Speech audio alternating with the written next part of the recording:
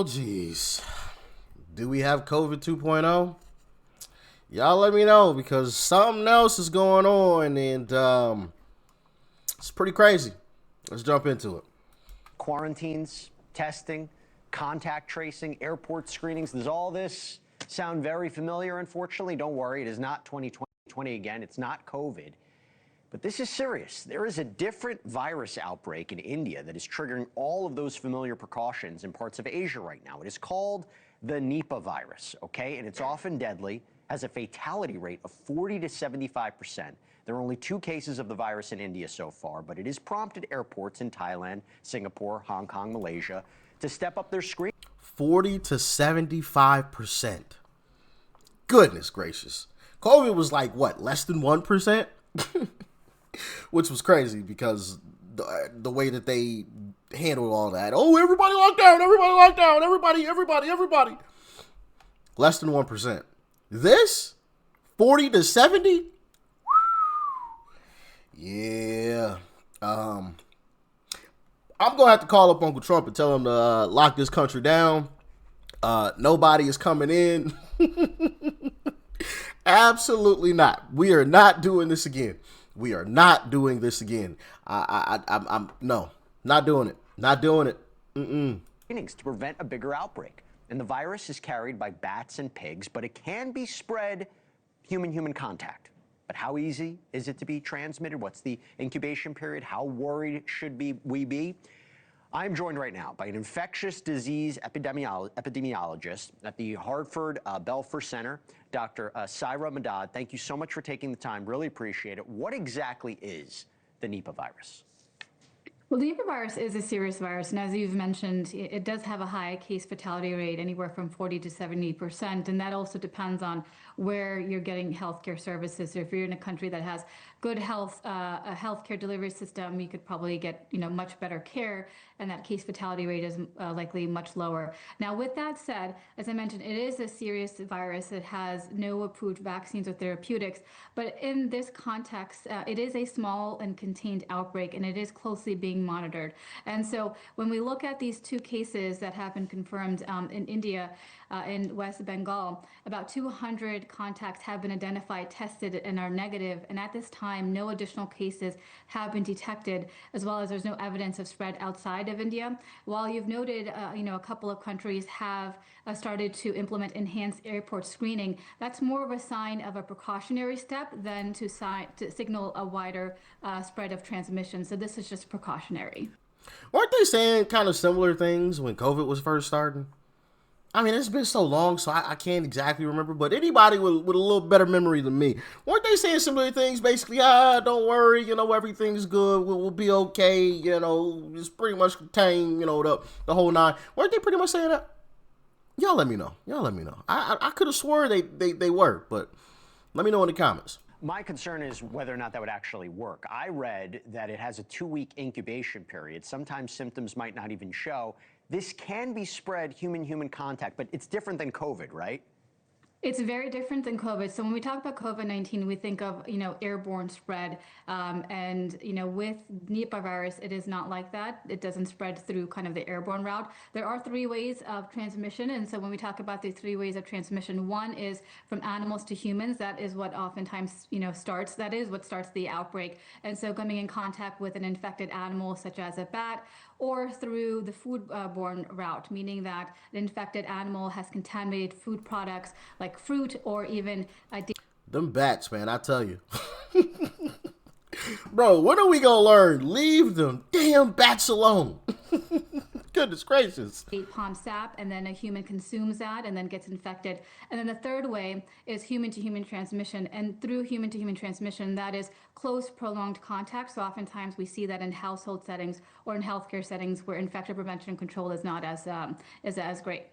So in other words, and correct me if I'm wrong, it could be transmitted maybe like the norovirus. So it's not, you have to have prolonged contact with somebody. Is it somebody who's showing symptoms? Because again, the question's going to be, what do people do to prevent this? What are ways that they should avoid it?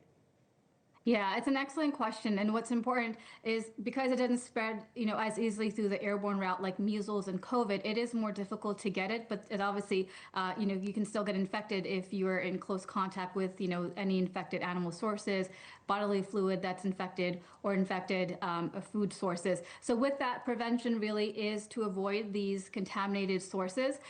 When we talk about the incubation period, it is anywhere from 4 to 14 days. So when somebody is symptomatic and you see them visibly sick, it's the basic precautions. If you see somebody that is sick, you want to make sure you're keeping a distance from them. And especially if you're in that local area where this outbreak is happening, you want to be even extra cautious. But in other countries, for example, regional spread, it's still very low. And, you're seeing these airports, these countries doing enhanced airport monitoring as a precaution. But in terms of spread more internationally, for example, to the United States, that threat is quite low, but it's always good to be prepared.